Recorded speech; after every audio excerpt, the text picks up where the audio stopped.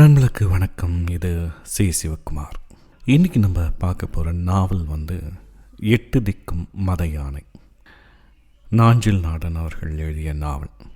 ரொம்பவே பிரபலமான எல்லாருக்கும் தெரிந்த நாவல்.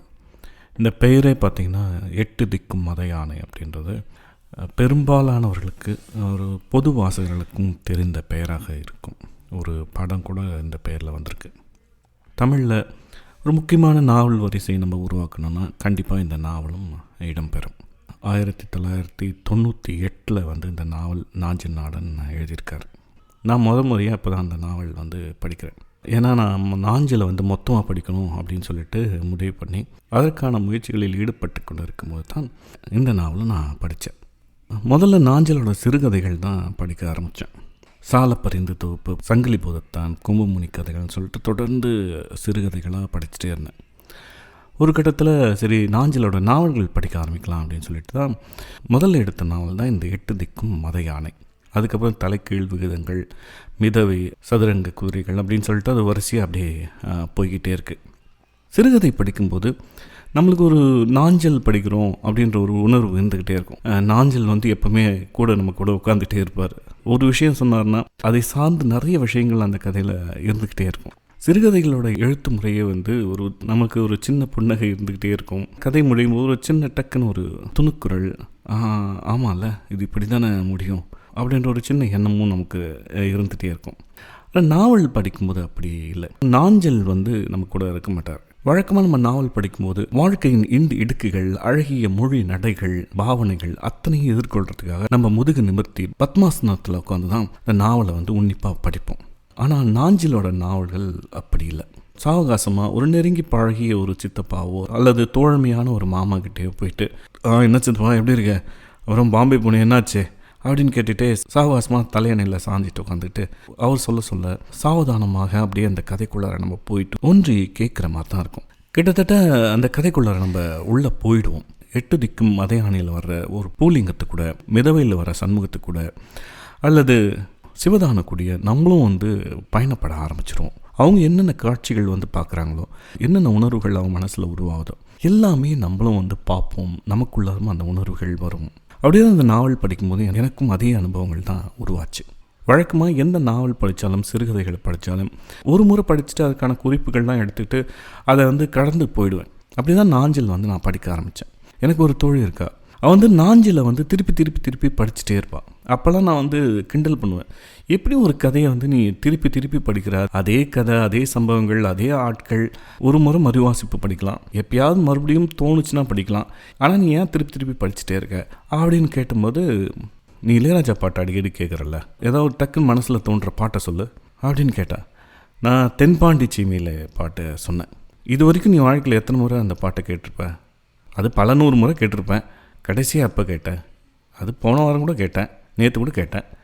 அந்த மாதிரி தான் நாஞ்சிலோட கதைகளும் ஒரு பாடல் போல் திருப்பி அதை படிச்சுக்கிட்டே இருக்கலாம். அதில் ஒரு ரிதம் இருக்கும் அப்படின்னு சொன்னான். எனக்கு அது ஒரு சின்ன டக்குன்னு ஒரு திறப்பு மாதிரி இருந்தது. ஆமாம்ல அப்படின்னு. ஏன்னா நான் இப்போது கொஞ்சம் மனசு கொஞ்சம் அலைப்பாயும் போதோ அல்லது அந்த நம்பிக்கை கோட்லேருந்து யாராவது கொஞ்சம் கீழே இழுத்து விட்டாலோ டக்குன்னு ஒரு நாஞ்சில் நாடன் கதை, ஏதாவது ஒரு கும்பமுனி கதையோ அல்லது ஏதாவது ஒரு கதையை எடுத்து நம்ம படிக்க ஆரம்பிக்கும் போது சட்டுன்னு ஒரு தேன் மனசில் ஊறி மனசே அப்படியே மலர்ந்து போன மாதிரி ஒரு ஃபீல் கிடைக்கும். ஆசிரியர் ஜெய கூட ஒரு உரையில் நாஞ்சில் நாடன் பற்றி சொல்லும்போது, இவர் இலக்கியத்தில் இருக்கிற மதுரை சோமு அப்படின்னாரு. ஸ்ருதி கொஞ்சம் அப்படி இப்படி இருக்கலாம், தாளம் பரவாயில்ல, ஆனால் பாவம் அவ்வளோ அழகாக இருக்கும், தொடக்கூடிய விஷயமாக இருக்கும் அப்படின்னு சொன்னார். நாஞ்சில் கதைகளை படிக்கும்போது அப்படி தான் தோணுச்சு. சரி, நம்ம கதைக்கு போயிடலாம். இந்த நாவலில் பார்த்திங்கன்னா ஒரு இடத்துல இந்த மாதிரி வரும்.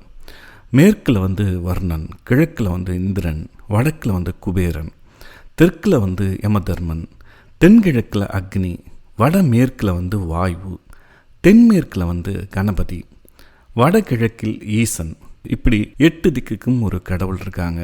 ஆட்சி செய்வதற்கும் அல்லது அந்த திசையிலே கடந்து உழல்வதற்கும் இந்த வரிகள் தான் அந்த நாவலோட ஒட்டுமொத்தமான ஒரு வரிகள் அப்படின்னு எனக்கு தோணுச்சு. ஒரு ஊரில் பூலிங்கம் அப்படின்னு ஒரு பையன், குயவர் இனத்தை சார்ந்தவன். அவனுக்கு அப்பா அம்மா ஒரே பையன். கஷ்ட ஜீவனம் நடத்தி அவனை கல்லூரிக்கு அனுப்பிச்சு படிக்க வைக்கிறாங்க. இப்படி அவன் வாழ்க்கை வந்து போயிட்டு இருக்கும்போது ஒரு நாள் அந்த காலேஜ் விட்டு வந்து அவங்க ஊரில் இருக்கிற ஒரு சின்ன டீ கடையில் டீ சாப்பிட்டு நிற்கும்போது அந்த ஊரில் மேட்டுக்குடியாக இருக்கிற ஆளுங்க கொஞ்சம் பேர் வந்து டீ கடையில் வச்சு அவனை அடின்னு அடிக்கிறாங்க. வயிற்றில் எட்டி உதைக்கிறாங்க, சட்டையெல்லாம் கிழிச்சு வாயெல்லாம் ரத்தம் வர ஒரு தெருநாயை அடிக்கிற மாதிரி அடித்து கிடத்துறாங்க. சின்ன ஊர் அப்படின்றதுனால இவனை அடித்த விஷயம் சீக்கிரமாகவே ஊர் முழுக்க பரவி போகுது. ஒத்த பிள்ளைக்காரியை அவங்களோட அம்மா வயிற்றில் அடிச்சுக்கிட்டு அந்த டீ கடை நோக்கி ஓடி வர்றார். ஓடி வந்து கூனி குறுகி ரத்தம் வர தரையில் படுத்திருக்கிற மகனை கட்டி அணைச்சிக்கிட்டு ஓன்னு கதறி அழறா. இதை கேட்குறதுக்கு நாதி இல்லையா அந்த ஊரில் அப்படின்னு சொல்லிட்டு மாரடித்து அழுகுறா. எல்லோரும் அவளை சமாதானப்படுத்தி அந்த பையனை கைத்தாங்களா வீட்டுக்கு கூட்டின்னு போயிட்டு விடுறாங்க. அந்த விழுந்த அடியும் அவமானமும் அந்த பையனோட மனசில் வந்து ஒரு எரி குழம்பு போல் ஊறி அவனை வந்து பற்றி எரிய வைக்குது. எதுக்காக அடித்தானுங்க, ஏன் அடித்தானுங்க, தாண்டவன்னா வரம்புறம்லாம் அடிக்கணுமா, எப்படியாவது இதுக்கு பழி வாங்கணுமே அப்படின்னு சொல்லிட்டு துடிக்கிறான். அப்போ தான் அங்கங்கே விசாரித்து பார்த்தம்போது அந்த காலேஜில் அந்த அடிச்சவங்களோட பொண்ணும் படிக்குது. எதாச்சும் பஸ் ஸ்டாண்டில் ஏதோ இந்த பையன் வந்து கேட்க போக அதை வந்து யாரோ பார்த்துட்டு ஊரில் வந்து சொல்ல அதுக்காக தான் இந்த பையனை போட்டு அடிச்சிருக்கிறாங்க. இவன் வந்து பதிலுக்கு வந்து அவங்கள எப்படியாவது பழி வாங்கணும்னு துடிச்சிக்கிட்டே இருக்கான். ஒரு கட்டத்தில் என்ன பண்ணலாம், அந்த பொண்ணு வந்து ஏதாவது பண்ணி விட்டுடலாமா, எல்லோரும் முன்னாடியும் அவமானப்படுத்துகிற மாதிரி ஏதாவது பண்ணி விட்டுடலாமா, இல்லை அவங்க வீட்டில் இருக்கிற ஆட்களை யாராவது அடிச்சில் ஆற்றுல முக்கிடலாமா, ஏகப்பட்ட யோசனைகள் அவன் மனசில் ஓடிட்டே இருக்குது.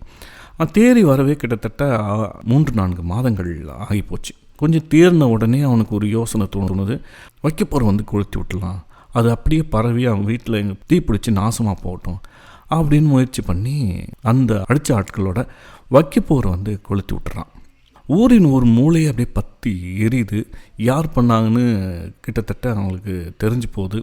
அவனை வந்து மார்க்கால் வாங்க அவங்க வந்து முடிவு பண்ணுறாங்க. இது வந்து நண்பர்கள் மூலம் இந்த பையனுக்கு பூலிங்கத்துக்கு தெரியுது. எல்லாரும் அவனுக்கு தெரிஞ்சவங்க எல்லாருமே சொல்கிறாங்க, இந்த ஊரில் இருக்காது, எங்கேயாவது ஓடி போயிடு உயிரை காப்பாற்றிக்கோ அப்படின்னு சொல்லவே இவனுக்கும் வந்து யோசனை ஆகிடுச்சு. என்ன இருந்தாலும் இவங்களை எதிர்த்து நிற்க முடியாது, ஊரை விட்டு ஓடிடலாம் அப்படின்னு முடிவு பண்ணி ஒரு நாள் கொஞ்சம் கையில் இருக்கிற கொஞ்சம் பணத்தை எடுத்துக்கிட்டு ஊரை விட்டு ஓடி போகிறான். நாகர்கோவிலேருந்து சரி பாம்பேக்கு போயிடலாம், அங்கே ஏதாவது பொழைச்சிக்கலாம் அப்படின்னு சொல்லிட்டு பாம்பே ட்ரெயினில் ஏறி போகிறான். ஆனால் போகும்போது ரேணிகுண்டாலே இறங்கிடுறான். அங்கேருந்து தான் வந்து கதையை வந்து துவங்குது. 8 திக்கு அப்படின்னு நான் சொன்னேன் இல்லையா, அந்தரத்தில் ஒரு விமானத்துலேருந்து உங்களை தள்ளி விட்டால் நீங்கள் மேலேருந்து கீழே விழ ஆரம்பிப்பீங்க. எந்த ஒரு பிடிப்பும் இல்லை. காற்றில் கை கால்களை தளாவிட்டே நீங்கள் கீழே விழுந்துக்கிட்டே இருக்கீங்க. ஒன்று விழும்போதே நீங்கள் பறக்க கற்றுக்கிடணும். அப்படி பறக்க கற்றுக்கிட்டா நீங்கள் வந்து பாதுகாப்பாக வந்து தரையிறங்கிடலாம். எப்படி பறக்க கற்றுக்கிறது, ரெக்கை எப்படி முளைக்கும் யோசித்து பார்த்தா சிரிப்பாக வருதில்ல. உயரத்துலேருந்து தள்ளிவிட்டால் சாக போகிறீங்கன்னு தெரிஞ்சால் முயற்சி பண்ணால் உங்களுக்கு ரெக்கை முளைச்சிரும். ரெக்கையை அடிச்சுக்கிட்டே பாதுகாப்பாக வந்து மண்ணில் இறங்குவீங்க, மறுபடியும் எழுந்து நீங்கள் வானத்தில் பறப்பீங்க. அப்படி தான் பூலிங்கத்தோட நிலைமையும் ஆகிப்போச்சு. வாழ்க்கையில் எந்த ஒரு பிடிப்பும் இல்லாமல், அடுத்த வேலை சாப்பாட்டுக்கு என்ன பண்ணுறதுன்னு தெரியாமல், தங்கி ஒதுங்கி கொஞ்ச நேரம் உட்கார இடம் இல்லாமல், தெரிந்த முகங்கள் யாரும் இல்லாமல், இரவு வந்தால் கொஞ்சம் சாய்ந்து படுக்க இடம் இல்லாமல், மாற்று துணி இல்லாமல், ஒரு மொழி தெரியாத கண்காணாத இடத்துல ட்ரெயின்லேருந்து இறங்கி சுற்றி முத்தும் பார்க்குற ஒரு 21 வயது பையனோட நிலைமை. அதுக்கப்புறம் என்ன நடக்கும் அவனுக்கு? 8 திக்கும் சொன்னேன் இல்லையா. இந்த மாதிரி ஒரு வாழ்க்கைக்காக போராடுகின்ற ஒரு பையனுக்கு எந்த பக்கம் எந்த திசையிலும் போனாலும் எந்த தெய்வமும் அவனுக்கு கை கொடுக்கல. அங்கே எல்லாமே வந்து ஒரு மரம் பிடித்த யானை போல விதி வந்து முன்னாடி நிற்குது. இப்படி ரேணிகுண்டால இறங்கி அடுத்து என்ன பண்ணுறதுன்னு தெரியாது தவிக்கின்ற அந்த பூலிங்கம் அடுத்தடுத்து என்ன பண்ணான், எங்கெங்கே போனான், யாரையெல்லாம் சந்தித்தான், எப்படியெல்லாம் வந்து அவன் வாழ்க்கை மாறுச்சு அப்படின்னு ஒவ்வொரு அடுக்காக ஒவ்வொரு உணர்வாக நம்ம அந்த வாழ்க்கை கூடயே போகிற மாதிரியான ஒரு மொழி நடையில் நாஞ்சில் வந்து இந்த நாவலை வந்து எழுதியிருக்கார். இனி அவன் பல்வேறுபட்ட மனிதர்களை வந்து சந்தித்துட்டே இருக்கான். அதில் நல்லவர்கள் இருக்காங்க, அவனுக்கு ஆதரவு தந்து பரிவு காட்டுகின்ற மனிதர்கள் இருக்காங்க, அவனை அடித்து துன்புறுத்தி உயிர் போகக்கூடிய எல்லை வரை நகர்த்தி செல்பவர்கள் இருக்காங்க, சுயநலத்துக்காக இவனை பயன்படுத்திக்கிறவங்க இருக்காங்க, வாழ்க்கையில் அடுத்தடுத்த கட்டங்களுக்கு போகிறதுக்கு உதவி செஞ்சவங்களும் இருக்காங்க. வாழ்க்கை வந்து ஒரு பெரும் வெள்ளத்தில் சிக்கிக்கொண்ட ஒரு வளர்ப்பு மிருகம் போல் அவனை அடித்து இழுத்துட்டு போயிட்டே இருக்கு. சில பேர் வந்து கயிற்றை போட்டு அவனை வந்து கரைக்கு இழுக்கிறாங்க, தன்னுடைய சுயநலத்திற்காக பயன்படுத்துகிறாங்க, திருப்பி அதே வெள்ளத்தில் தள்ளி விடுறாங்க. பெரும் வெள்ளத்தில் அவன் வந்து நீச்சல் வந்து பழகிறானா, எதிர்த்து கரை ஏறுறானா, அப்படின்னு சொல்லிட்டு இந்த நாவல் வந்து அழகாக விவரிச்சுட்டு போயிட்டே இருக்கு. அவன் சந்திக்கிற மனிதர்களில் எனக்கு வந்து ரொம்ப பிடித்த மனிதர்கள் அப்படின்னா ராய்ச்சூரில் மராட்டிய குடும்பமான கோமதியோட குடும்பம் தான். இவன் அங்கங்கே உதப்பட்டு ராய்ச்சூர்லேருந்து கோவாக்கு மதுபுட்டிகளை கடத்துகிற வேலையை வந்து செஞ்சுட்டு இருக்கும்போது ஒரு முறை போலீஸ்கிட்ட மாட்டிக்கிறான். அவன் கூட இன்னொரு நண்பனும் மாட்டிக்கிறான். அந்த நண்பனோட அக்கா தான் வந்து கோமதி. ஜெயிலில் இருக்கிற இவங்க 2 பேருக்கும் உணவு வந்து எடுத்துகிட்டு வந்து பரிமாறுறான். அவன் தம்பிக்கு எப்படி உருட்டி அவன் கையில் கொடுக்குறாளோ அதே போல் யாருன்னே தெரியாத இந்த பையனுக்கும் அதாவது பூலிங்கத்துக்கும் ஒரு உருட்டி அவள் உள்ளங்கையில் வைக்கிறான்.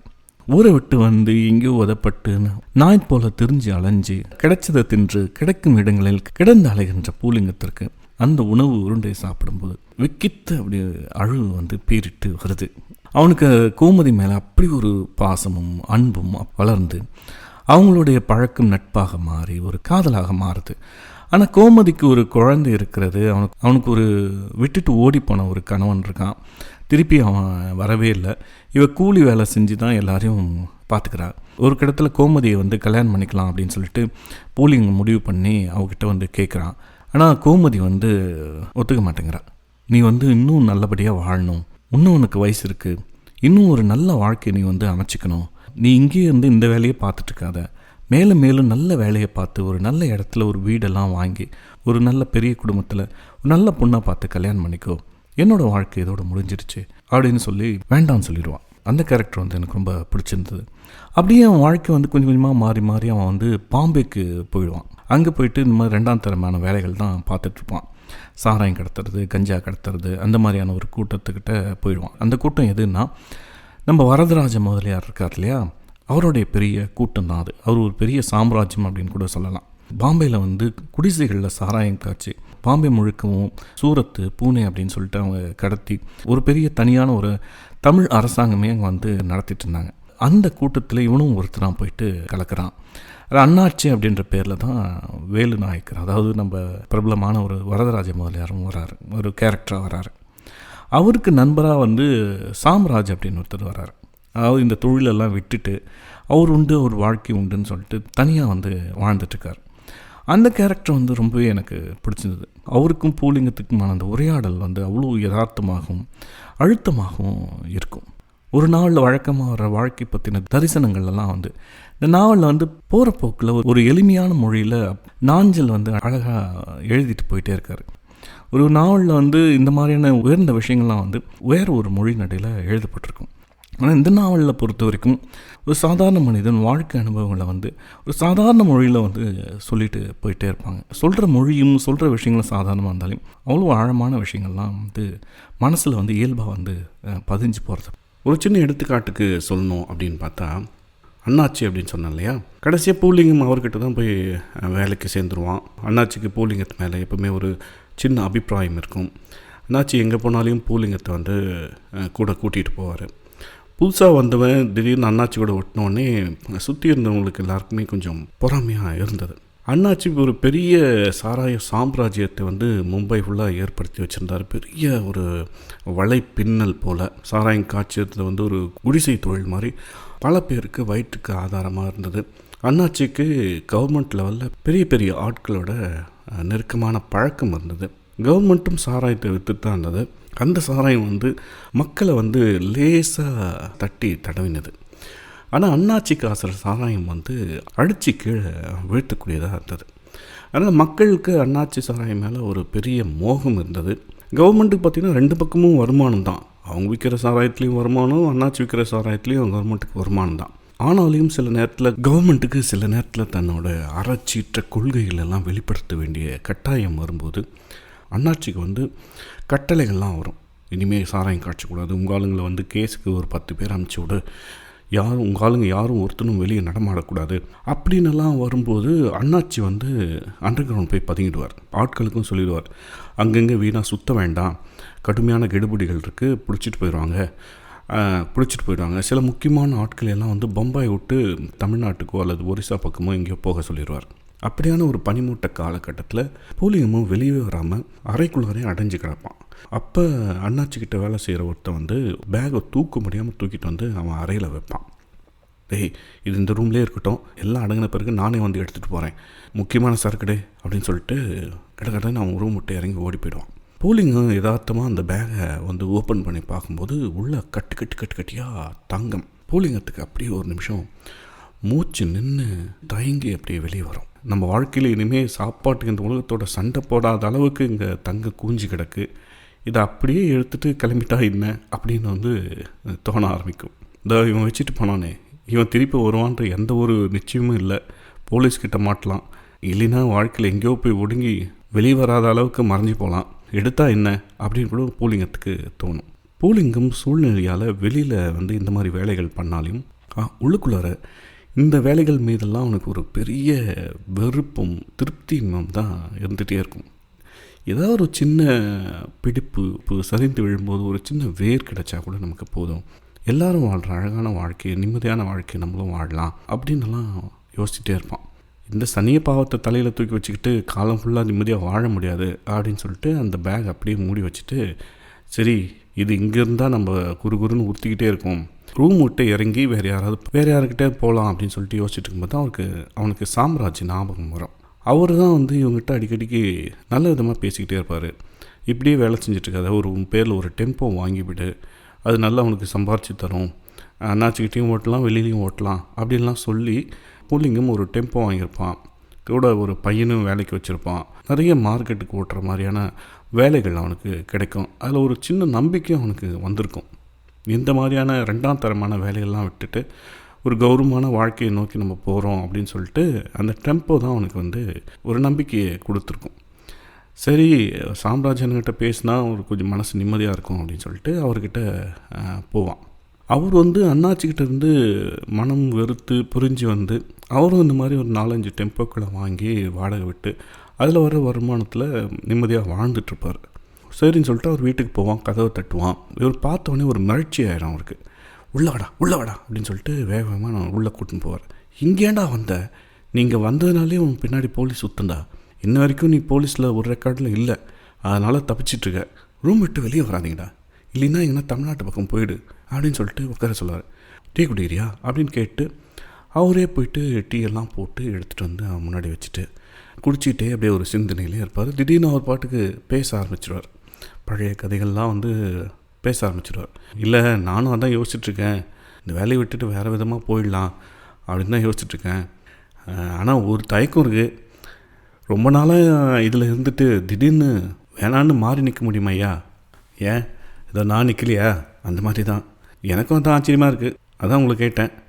இல்லை, அது கொஞ்சம் கஷ்டமான வேலை தான், நானும் அவனும் சேர்ந்து தான் பாம்பே வந்தோம். எனக்கு இப்போ முன்ன மாதிரி முடியல, ஒரு கால் சூளக்கூறு கழிய மாட்டேங்கு, போகிறோம் இது வரையும் வெட்டுனதும் குத்துனதும், இப்போ என் பாட்டுக்கு ஒதுங்கி வந்துட்டேன். இன்றைக்கும் ரொம்ப முக்கியமான விஷயம்னா கூப்பிட்டுடுவான், மாட்டேன்னு சொல்ல முடியாதுல்ல. நீ கேட்ட மாதிரி ரொம்ப நாளாக இதில் இருந்துட்டு வேண்டாம்னு மாறி நிற்க முடியாது தான். நான் நின்றுட்டேன், ஆனால் அவனுக்கு முடியாது, அவன் நின்னா விழுந்துருவான், ஓடிட்டே தான் இருக்கணும் அவனுக்கு. நான் அந்த அளவுக்கு போகலை, ஆனால் ஒன்று, எல்லாத்துக்கும் கணக்கு சொல்லணும்.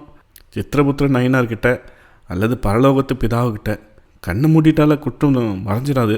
பூலிங்க தலையாட்டிக்கிட்டு குரலை தாழ்த்திக்கிட்டு, ஐயா இது வரைக்கும் நீங்கள் எத்தனை செய்வனை செஞ்சுருப்பீங்க? சாம்ராஜ் அப்படியே ஒரு நிமிஷம் அமைதியாயிட்டார். அதெல்லாம் யாரு கணக்கு வச்சுருக்கா, அவனோட 4-5 கூடுதலாக தான் செஞ்சுருப்பேன். இதெல்லாம் யோசித்து பார்த்தா கொலை கிடையாதுப்பா. ஒரு யுத்தத்தில் ஜெயிக்கணும்னா கொன்னா தான் தீரும், இல்லாமல் நமக்கும் செத்தவனுக்கும் வரப்பு தகராறா பொண்ணு கெட்டதுல தகராறா? இதில் யோசித்து ஒன்றும் இல்லை, எதிராளி செத்து போலேனா நான் செத்து போயிடுவேன், அவ்வளோதான் கணக்கு. இருந்தாலும் ஏன் ஒரு உயிரை பறிக்கிறதுக்கு நமக்கு என்ன அதிகாரம் இருக்குது? நீங்கள்லாம் இவ்வளோ பெரிய சாம்ராஜ்யம் வளர்ந்த பிறகு வந்து சேர்ந்ததுனால இப்படி தோணுது. நாங்கள் பாடுபட்டு சாம்ராஜ்யத்தை கெட்ட வேண்டியது இருந்தது. கொலை இல்லாமல் மனுஷ வரலாறு கிடையாது தம்பி, மத வரலாறு கிடையாது. கீதையில் கிருஷ்ணன் சொல்ல இல்லையா, கண்ணனை கொலை செய்கிறான்னு. ஆதி மனுஷனுக்கு அடுத்த சந்ததியிலேருந்தே இந்த வாழ்கிறதுக்கான கொலைகள் ஆரம்பித்தாச்சு தம்பி. ஐயா என்ன பேசிக்கியோ, தர்மத்தை காக்க கண்ணன் செய்ததும் நம்ம செய்ததும் ஒன்றா? எல்லா தர்ம பரிபாலத்துக்கும் ஆதாரம் சுயநலம் தான் தம்பி. இதெல்லாம் நான் புஸ்தகம் படிச்சுட்டு பேசலை, நான் படித்ததே பாளையங்கோட்டையில் 3ஆம் கிளாஸ் வரை தான். ஊரில் கேட்டிருப்பியே, கொன்னா பாவம் தின்னா தீரும்னு, அது மாதிரி தான். உன் தேவைக்கு உன் லாபத்துக்கு உன் ஜெயத்துக்கு நீ கொன்னா பாவம் இல்லை. நீ கொல்லாட்ட எதிராளி உன்னை தீர்த்துருவான்னா நீ என்ன செய்வ? அவர் நிலைமையில் அவர் செய்கிறது நியாயதான்பா. அப்போ ஐயா நீங்கள் செய்ததெல்லாம் தற்காப்புக்கு மட்டும்தானா? அதாவது நீங்கள் உயிர் தப்ப வேண்டியதானா? அப்படியெல்லாம் சொல்ல முடியாது. எல்லாம் நடந்து முடிஞ்சு போச்சு விளையாட்டு போக்கில். இப்போ நான் செத்து காய வச்ச கருவாடு கூட திங்கிறதில்ல தம்பி. எல்லாம் போருன்னு ஆகிப்போச்சு, வெறுத்தும் போச்சு. ஐயா இந்த வெறுப்புக்கு மூலாதாரம் எது? நாம் செய்தது பாவங்கிற நினப்பு தானே? இருக்கலாம் தம்பி, இப்போ தோணுங்க. ஆனால் அப்போ தோணலையே, எல்லாம் பட்டுத்தானே தெரிய வேண்டியிருக்கு. இப்போ என் அனுபவத்தை வச்சு நான் சொல்லுங்கள் தம்பி. வேறு தொழில் பாருன்னு சொன்னால் நீ கேட்பியா? உன்னால் இப்போ விட முடியுமா? ஐயா நான் ரொம்ப யோகியமான பையனாக தான் இருந்தேன். இப்போ சொன்ன பாரு, அதை யோசிச்சு பாரு தம்பி. ஏன் உன்னால் மூட்டை தூக்கி பொழைச்சிருக்க முடியாதா? முறுக்கு வடை சுண்டல் விற்று பொழைச்சிருக்க முடியாதா என்ன? கஞ்சா விற்கிறதும் கள்ளச்சாரம் விற்கிறது தான் ஒரே மார்க்கமா? எங்கள் மதத்தில் ஒரு சங்கீதம் வரும் தம்பி. கர்த்தர் வீட்டை கட்டாராக்கில் அதை கட்டுகிறவர்களின் பிரயாசம் விருத்தா அப்படின்னு. எங்கள் ஊரில் பிள்ளைமாறு ஒருத்தர் கூண்டு வண்டியில் ஒத்த காலை கட்டிட்டா போல் கொண்டுக்கிட்டு போனார். பிறகு ஒரு லொடக்கு மோட்டார் வாங்கினார். பிறகு ஜங்ஷனுக்கும் டவுனுக்கும் பஸ் ஓட்டினார். இப்போ அவர் மகன்கிட்ட 45 பஸ் ஓடுது. ஆனால் அவன் கம்பெனியில் ஒருத்தன் கண்டக்டராக ஓட்டினான் 30 வருஷமாக. எனக்கும் சொந்தக்காரன் தான். போன மாதம் ரிட்டையர் ஆனான், அதே கண்டக்டர் ஆகிட்டு. இப்போ அவன் மகன் கண்டக்டராக ஓடுக்கான் பார்த்துக்க. ரொம்ப நியாயமாக பாடுபட்டு தான் அவன் முதலாளி 45 பஸ் உண்டாக்கினானா தம்பி. எத்தனை டிரைவரு கண்டக்டர் குடும்பங்களை கொண்டு இருப்பான்? கொலைங்கிறது உயிரை உடனே வாங்குவது மட்டும்தான்னு நினச்சிக்கிடப்படாது. ஐயா அதெல்லாம் நமக்கு நாமே சொல்லக்கூடிய நொண்டி சமாதானம் இல்லையா? மனசாட்சின்னு ஒன்று இருக்கு இல்லையா? நீங்கள் என்ன சமாதானம் சொன்னாலையும் உள்ள குத்தும் இல்லையா? எனக்கு அப்படியெல்லாம் பெரிய மனக்குடைச்சல்லாம் கிடையாது தம்பி. ஏதோ அண்ணனுக்கு அப்போது சரின்னு தோணுச்சு, செஞ்சேன். இன்றைக்கி சரின்னு தோணலை, செய்யலை. எதுக்கும் பொது நியாயம்னு ஒன்று கிடையாது தம்பி. ஆட்டிறைச்சி திங்கோம்னா நமக்கு அது நியாயம், ஆட்டுக்கு அது அநியாயம். இதில் பொது நியாயம் என்னது தம்பி? அதில் இன்னும் ஒரு கசவாளித்தனம் பார்த்துக்கோ. 4 ஆட்டை கூட்டி வந்து ஒன்றை கறி போட்டு தொங்க போட்டு விற்றுட்ருப்பான். மற்ற 3 பார்த்துக்கிட்டே நிற்கும். அதுக்கு முகத்தில் ஏதாவது வருத்தம் பார்த்துருக்கியா நீ? ஒரு புண்ணாகும் கிடையாது. அதே போல தான் நாம ஒருத்தனுக்கு குடலை சிரித்தாலும் ஒரு வருத்தமும் படாமல் பார்த்துக்கிட்டே போவான். உலகம் அதுதான் தம்பி. நீ டீயை குடிச்சிட்டு கிளம்பு. இங்கே இருக்கிற ஒவ்வொரு நிமிஷமும் உனக்கு தான் ஆபத்து. அப்புறம் டீ குடிச்சிட்டு பூலிங்கம் அங்கேருந்து எழுந்து அவனோட அறைக்கு வந்துடுவான். இந்த உரையாடல் பூலிங்கத்தை நிறைய யோசிக்க வைக்கும். கடைசியில் அவன் நினச்ச மாதிரி ஒரு நல்ல வாழ்க்கைக்கு திரும்பினானா இல்லையான்னு சொல்லிட்டு நாவல் அவ்வளோ திகிலாக போய் முடியும். ஐயோ இவனுக்கு ஒரு நல்ல வாழ்க்கை அமைஞ்சிராதா, ஒரு நல்ல பொண்ணை கல்யாணம் பண்ணிக்கிட்டு ஒரு நல்ல சந்தோஷமான வாழ்க்கையை வாழ்ந்துட மாட்டானா அப்படின்னு சொல்லிட்டு நமக்கே ஒரு சின்ன ஏக்கம் வரும். அது சுபமாக முடிஞ்சதா இல்லையான்னு சொல்லிட்டு நீங்கள் நாவல் படிச்சிங்கன்னா தெரியும். திருப்தியான மனநிலைமையில் தான் அந்த நாவல் முடியும். 8 திக்கும் மத யானை. நிறைய வாசகர்கள் இதை படித்து கொண்டாடி தீர்த்த ஒரு நாவல். இனி புதுசாக படிக்கிறவங்க யாராவது இருந்தீங்கன்னா இந்த நாவல் கண்டிப்பாக எடுத்து படிங்க. புதுசாக படிக்க வர முக்கியமாக இளம் வாசகர்கள் இந்த நாவல் படிக்கணும். ஒரு பையனோட வாழ்க்கை ஊருக்குள்ளார புகுந்த வெள்ளம் போல் அங்கிங்கு முட்டி மோதி தெரித்து தன் வழியை தானே தேர்ந்தெடுத்து கொண்டு ஆக்ரோஷமாக ஓடுதோ அந்த மாதிரியான வாழ்க்கை தான் பூலிங்கத்தோட வாழ்க்கை. இந்த வாழ்க்கையினூடாகவே நிறைய அவன் கேள்விகளை எழுப்புகிறான், நிறைய பதில்களை அடைகிறான். அதெல்லாமே இளையவர்களுக்கும் எந்த வயதினனாகட்டும் அவங்களுக்கு ஏற்படுகின்ற வாழ்க்கை மீதான குழப்பங்களை அது தண்ணீராமலே தீர்த்துட்டு போகிறத பார்க்க முடியுது. ரொம்ப நிறைவான நாவல். விருப்பம் இருக்கின்ற வாய்ப்பு இருக்கிற நண்பர்கள் இந்த நாவலை படிக்கலாம். முன்னாடியே படிச்சிருந்தா ரொம்ப நாளைக்கு முன்னாடி தான் வாசகர்கள்லாம் இதை படிச்சிருப்பீங்க. அதனால் இப்போ மறுபடியும் எடுத்து மதிவாசிப்புக்கு உள்ளாக்கலாம். இசை சிவகுமார். நன்றி நண்பர்களே.